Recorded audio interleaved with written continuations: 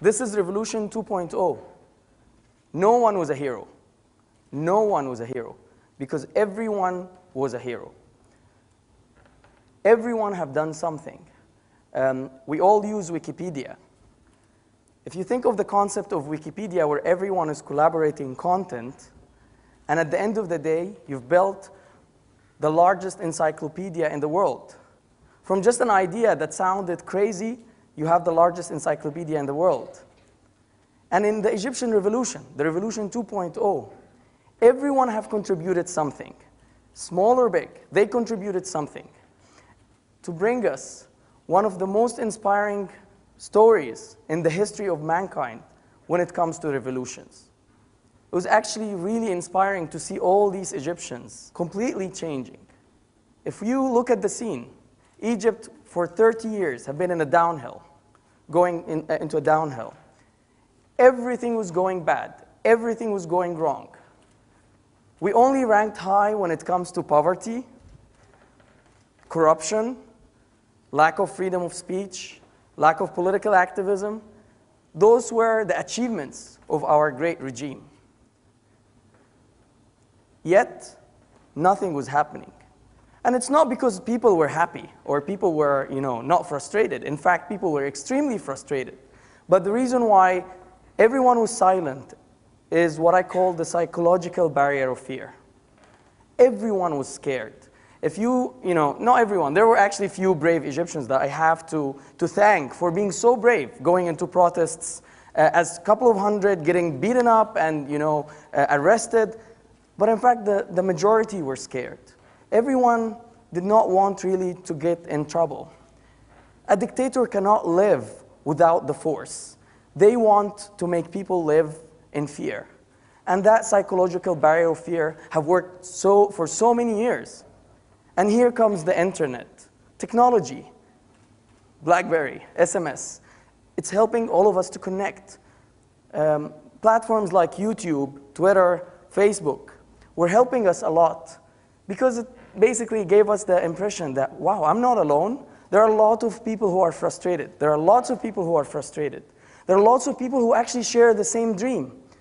There are lots of people who care about their freedom.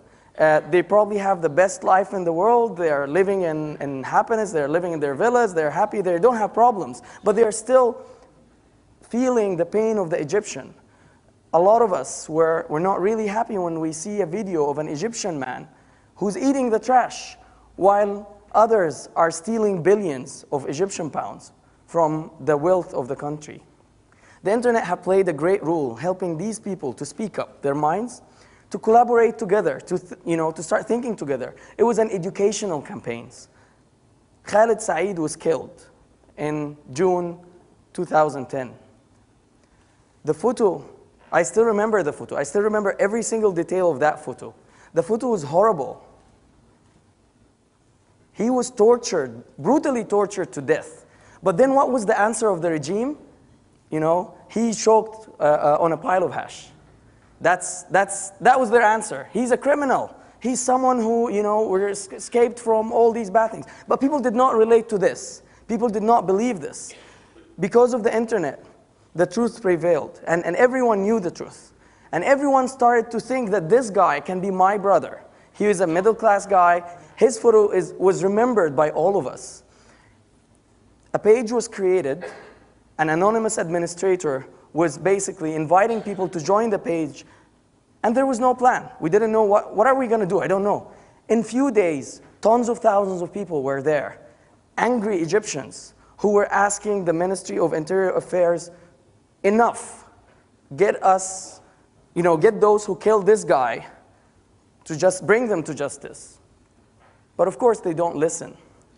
It was an amazing story how everyone started feeling the ownership. Everyone was an owner in this page. People started contributing ideas. In fact, one of the most ridiculous ideas was, hey, let's have a silent stand. Let's get people to go in the street, face the sea, their back to the street, dressed in black, standing up silently for 1 hour, doing nothing, and then just leaving, going back home. For some people, that was like, wow, silent stand, and next time it's going to be vibration. People were making fun of the idea. But when actually people went to the street, the first time it was thousands of people in Alexandria, it felt like it was amazing. It was great because it connected people from the virtual world, bringing them to the real world, sharing the same dream, the same frustration, the same anger, the same desire for freedom. And they were doing this thing. But did the regime learn anything? Not really. They were actually attacking them. They were actually abusing them, despite the fact on how peaceful these guys were. They were not even protesting. And things have developed until the Tunisian revolution. This whole page was again managed by the people. In fact, the anonymous admin job was to collect the ideas, help people to vote on them, and actually tell them what they are doing. People were taking shots and photos. People were reporting violations of human rights in Egypt. People were suggesting ideas. They were actually voting on ideas. And then they were executing the ideas. People were creating videos. Everything was done by the people to the people. And that's the power of the internet. There was no leader. The leader was everyone on that page. The Tunisian experiment, as Amr was saying, inspired all of us, showed us that there is a way. Yes, we can do it. We have the same problems. We can just go on the street. And when I saw the street on the 25th, I went back and said, Egypt before 25th is never going to be Egypt after 25th. The revolution is happening. This is not the end. This is the beginning of the end. I was detained on the 27th night.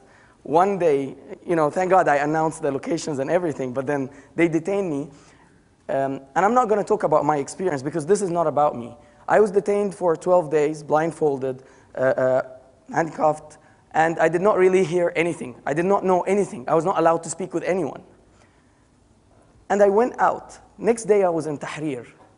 Seriously, with the amount of change I have noticed in this square, I thought it was 12 years. I never had in my mind to see this Egyptian, the amazing Egyptian. The fear is no longer fear. It's actually strength. It's power. People were so empowered. It was amazing how everyone is so empowered and now asking for their rights. Completely opposite. Extremism became tolerance. Who would imagine before the 25th, if I tell you that hundreds of thousands of Christians are going to pray and tons of thousands of Muslims are going to protect them, and then hundreds of thousands of Muslims are going to pray and tons of thousands of Christians are going to protect them. This is amazing. All the stereotypes that the regime were trying to put on us through their so-called propaganda or mainstream media are proven wrong. This whole revolution showed us how ugly such a regime was, and how great and amazing the Egyptian man, the Egyptian woman, how simple and amazing these people are whenever they have a dream. When I saw that, I went back and I wrote on Facebook. And that was a personal belief. Regardless of what's going on, regardless of the details, I said that we are going to win. We're going to win because we don't understand politics. We're going to win because we don't play their dirty games. We're going to win because we don't have an agenda. We're going to win because the tears that comes from our eyes actually come from our hearts. We're going to win because we have dreams. We're going to win because we are willing to stand up for our dreams. And that's actually what happened. We won, and that's not because of anything, but because we believed in our dream. The winning here is not, the whole details of what's going to happen in the political scene. The winning is the winning of the dignity of every single Egyptian.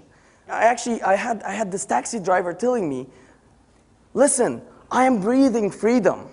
I feel that I have dignity that I have lost for so many years. For me, that's winning, regardless of all the details. My last word to you is a statement I believe in, which is, Egyptians have proven to be true, that the power of the people is much stronger than the people in power. Thanks a lot.